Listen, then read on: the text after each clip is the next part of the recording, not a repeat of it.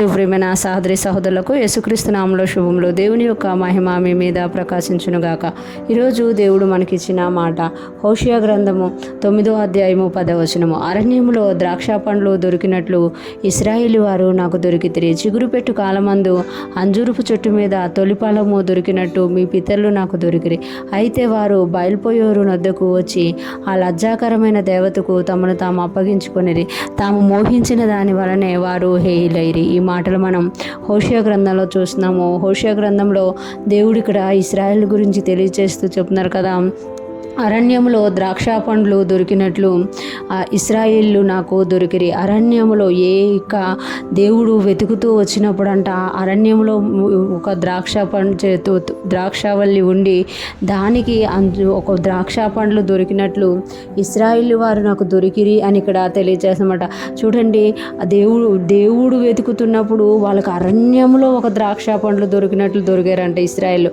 అంతేకాకుండా చిగురు పెట్టు కాలమందు అంజూరపు చెట్టు మీద తొలి ఫలము దొరికినట్లు మీ పితరులు నాకు దొరికిరి. చిగురు పెట్టు కాలమందు అంటే ఎప్పుడైతే చిగురు పెడుతున్నారో ఆ కాలం ఫస్ట్ వచ్చిన ఫ్రూట్ లాగా అనమాట.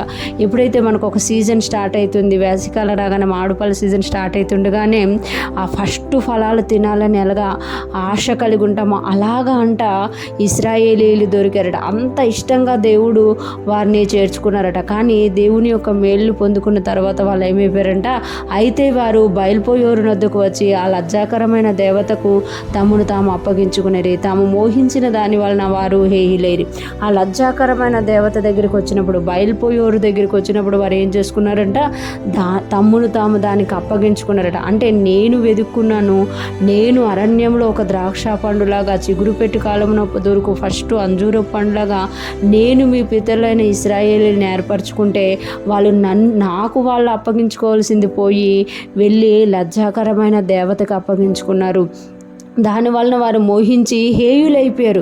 నేను ఎంతో ఇష్టంగా వారిని తీసుకుంటే వారు నన్ను వదిలి ఏం చేశారు అని అంటే లజ్జాకరమైనది, అసహ్యమైనది, లోకములో వ్యర్థమైన దాన్ని ఆశ్రయించి నా దగ్గరికి రావాల్సిన వాళ్ళు దాని దగ్గరికి వెళ్ళి వారిని వారే హేయులు చేసుకున్నారు అని ఈరోజు దేవుడు తెలియజేస్తున్నమాట. ఇశ్రాయేల్ విషయంలోనే కాదండి, యేసుక్రీస్తు రక్తంలో కడగబడిన మన విషయంలో కూడా దేవుడు కొన్నిసార్లు ఇలాగే బాధపడుతున్నారు. ఆయన రక్తం ఇచ్చి, ఆయన ప్రాణం ఇచ్చి మనల్ని కొనుక్కున్నారన్నమాట.